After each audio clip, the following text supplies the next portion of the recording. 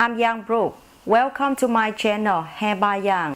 In this channel is a perfect guide for hairdresser, non-hairdresser and makeup artist. Hello các bạn, mình là Ngân Giang. Chào mừng các bạn đã đến với channel của Ngân Giang, Hairbygiang.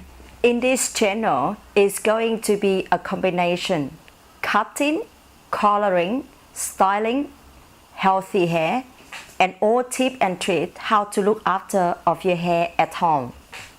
Hello các bạn, ở channel này là những kỹ thuật dành cho thợ tóc, thợ makeup và những người thật sự yêu mái tóc của mình.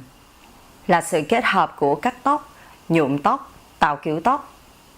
Làm sao để có mái tóc khỏe và những bí quyết chăm sóc tóc tại nhà.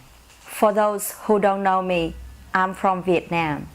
I'm a hairdresser in Brisbane, Australia. I have been hairdressing over 20 years, but I have been living in Brisbane almost 6 years. Các bạn ơi, Ngân Giang đến với nghề tóc hơn 20 năm rồi. Hiện tại Ngân Giang sống và làm việc tại Brisbane, Australia được hơn 6 năm rồi các bạn. I will be breaking down step by step to make easier for you to learn to do for your client at the salon or do by yourself at home. Ngân Giang sẽ làm chậm từng bước một để cho các bạn dễ hiểu và có thể làm cho các bạn hoặc là làm cho khách hàng tại salon. Welcome to my channel again.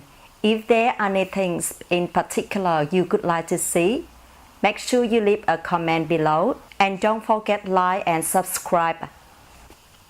Một lần nữa xin chào các bạn. Nếu các bạn có những câu hỏi, những thắc mắc gì thì cứ viết những comment ở dưới.